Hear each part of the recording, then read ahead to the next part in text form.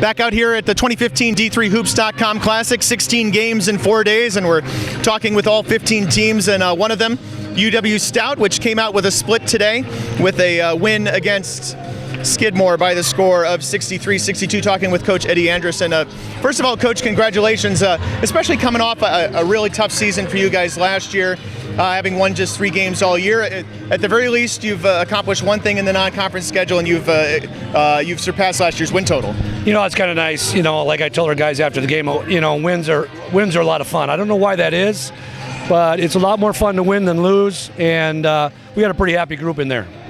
Skidmore not necessarily in control in the second half, but leading you guys throughout a good stretch, and then you guys just kind of came and put it together at the end. Well, what you have to, I'm sure you saw, was we wore them down, you know, with our 5 in, 5 out. And, you know, I'm not really a big believer in always going 5 in, 5 out. This tournament kind of lends it to that because your kids are tired anyway. You know, they're in Vegas, they're out and about all the time. And, you know, the thing is that, you know, it's a situation where we try to fatigue our opponents. And I really thought today Skidmore was really tired. Yeah, you guys wore them out, and you got a couple of their big scorers out of the game, so that at the end, when they needed a shot, they didn't need the three-pointer in the end, as it turned out, but they didn't have 2 of their big 3 options on the floor either. You know, and I thought, again, that was part of, you know, with them being tired, a little more reaching, they don't move their feet as much, and, you know, that gave us the advantage. You know, we're still going to, all year long, we're going to play. If you're in our top 12, you're going to play, and our guys know that. We got 20 guys on the roster. I really like our team. You know, we're still really heavy in freshman, sophomore, and you know it's tough to win in the WIAC with that kind of youth on your team. But again, all we got to do is keep getting better, see what happens. Yeah. So tell us a little bit more about how you decided to go with the 5 in, 5 out philosophy at this point. Well, you know, I've kind of done this my whole career, where I've looked at it, and I usually do is I go 5 in, 5 out.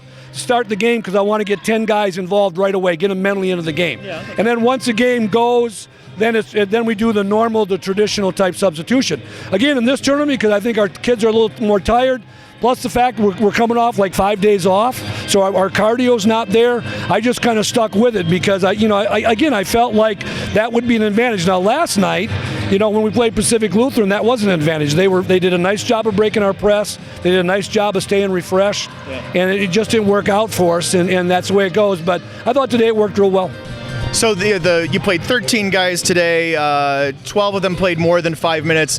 Is it those 12? That's your rotation? Well, that's what we're looking for, and even in this tournament, Pat, what we're looking for is we're always looking who's those top 12, and we want our guys that are in the bottom 8, if you will. We want them to say, okay, how do I get into the top 12 so I can play? So there's always that carrot dangling out there for them to get better. And, you know, we want to play. If we're going to press like we do, and as you saw, we turned Skidmore over a few times late in the second half, and that was huge for us. If we're going to press, we got to play more than 8 guys. We got to play more than 7 guys, and I love to press, so we're going to press. Yeah, so carrying a big roster this year, you mentioned mostly freshmen and sophomores. I had to look back. It was not that long ago that you guys won 20 games and you were on the bubble for the NCAA tournament, and then it was a real precipitous fall off for a couple of years. Well, what happened was 3 years ago we had 8 seniors that played full-time, and you never hear of that. And we knew that once those 8 seniors were gone, that we were going to be in a little bit of trouble with youth. We decided not to go heavy in the junior college market. We decided to go with a lot of freshmen. And we took our lumps last year, and we're going to take some lumps this year. But if we could keep everybody together and just keep getting them better and get some wins, you know, you got to win. You can't just lose and lose and lose and think you're going to get a lot better. So, you know, our league is as good as it's ever been. And so we've just got to bang out a few conference wins here and there and try to get something going. Yeah, you've been in the WIAC a long time, right? You through the Bo Ryan era, you know, through the Jack Bennett era. I don't know what era we're in right now. I don't know if Bob Semling is going to accept an era at this point or not, because Pat Miller would probably want to have some claiming rights to that as well. But, you know, just kind of tell us a little bit of how you've seen the WIAC progress over your time. Well, you know, it's really interesting, and Pat, you know this. The WIAC, you know, back in the day, and we're going way back, the Dewey Mintz days, the Ken Anderson days, the Dave Vandermeulen days, Bob White, I can go on and on.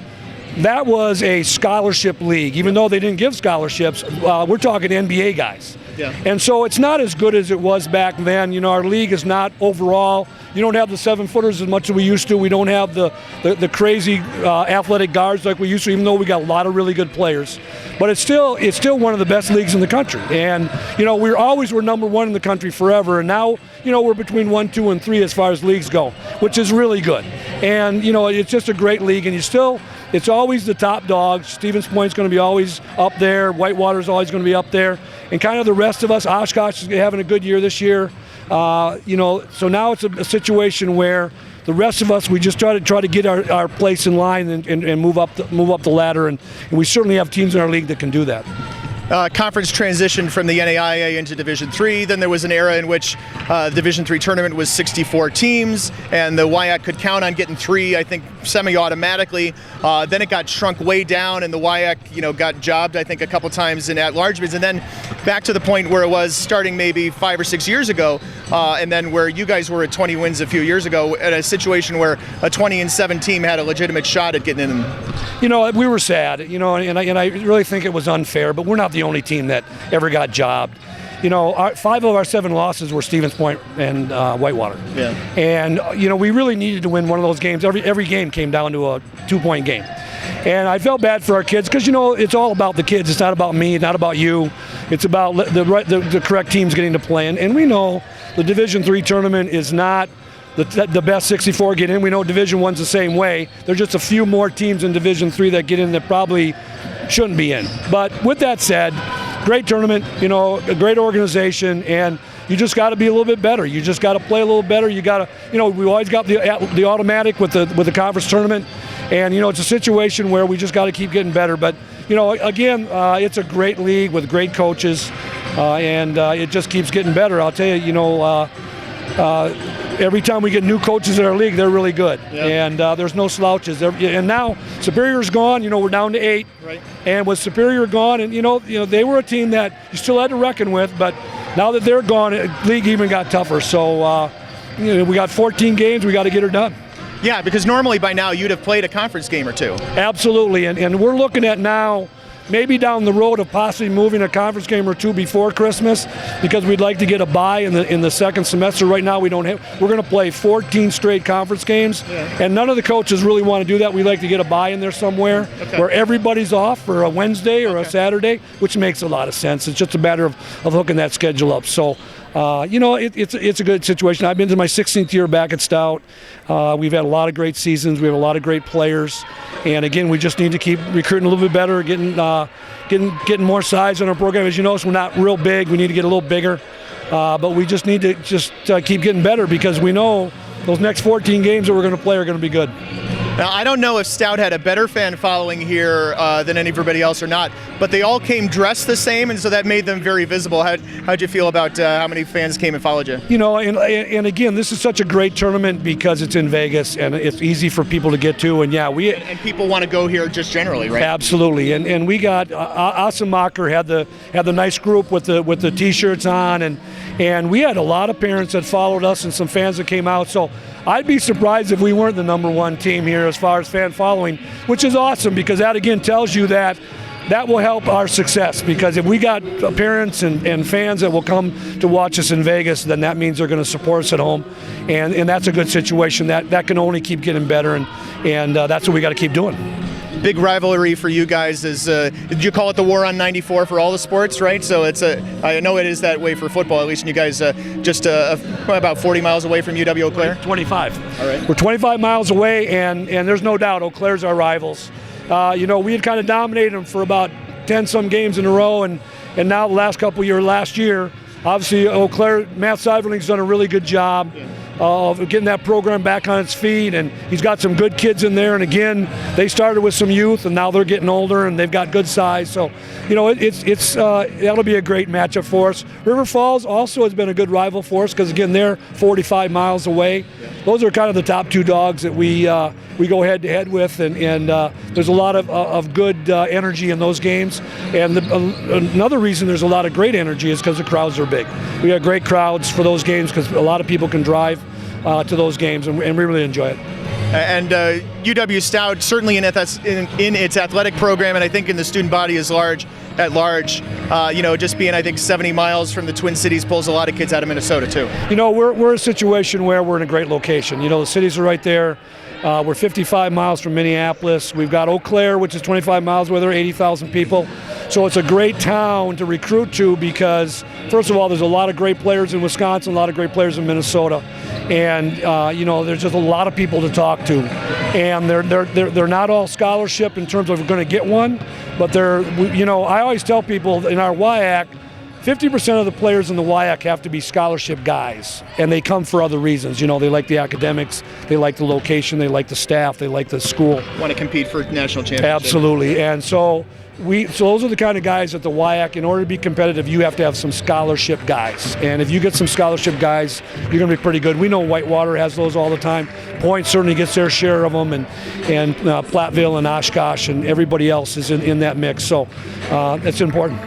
Any extra pressure on you from the administration after coming off the way that year went last year? There's always pressure. Obviously, our athletic director Dewey Nats does a great job. He keeps us informed on what's going on, and we're really appreciative of him and our administration. We just changed chancellors, but of course, it's kind of like the Greg Gard thing. I think Greg said it best.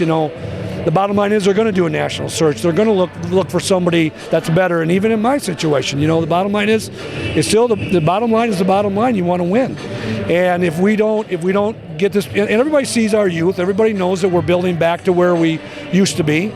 But if you don't get it done, someone else is going to come in and want to take your job. We get that. You never take this job. The higher up the ladder you go, the closer you are to the door. And all I know is our administration has been very fair. And, the communication lines are wide open. And, we just take it one game at a time, one day at a time, one season at a time. You mentioned Greg Gard, I mentioned Bo Ryan, which made me think, how much does the WIAC kind of revolve around what's going on at, I call him UW-Madison for purposes of D3. First of all, both Greg and Bo have been so outstanding. And, got Jeter over at Milwaukee, and now you got Dark at over in Green Bay. And, this state has been, and again, I can't speak for Minnesota with the Gophers or anything, but this state has really embraced, the D1s have embraced, the D3s and the NAIs. They've really embraced us, and for a good reason. It's the way it should be. We're all on the same level in terms of job security or lack thereof, and wanting to win and wanting to run the best program and good academics, et cetera, et cetera. And nobody embraced that more than Bo did. And so we really appreciate him, always have appreciated him, coming out of Platteville, and we've always pulled for him, and now we're certainly pulling for Greg. We want Greg to win, and I know this is going to be a tough pull, transition, because the deck is kind of stacked a little bit, but we'll see what happens. We certainly have a lot of respect and appreciation for Greg. All right, last question, I'll let you go, but we always try to ask all the teams, what did you guys do Las Vegas in terms of Las Vegas type stuff, touristy type stuff while you were here? Well, the big thing is our guys catch the bus, they go down the strip. I mean, you can stay down there for days and never see it all.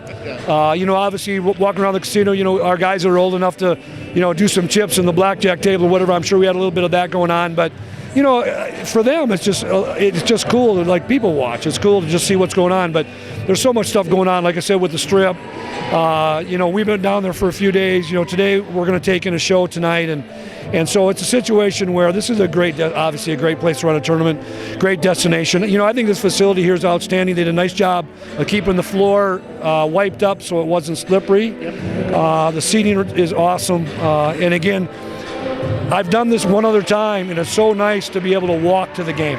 True. Dress in your room. But people don't realize, as a team, how difficult it is when you have to climb a bus, go to a facility, locker rooms might be poor, you got nowhere to dress, nowhere to shower. This is really a nice venue. Really awesome. That's head coach Eddie Andrist of UW-Stout. His team came away with a split here at the 2015 D3Hoops.com Classic.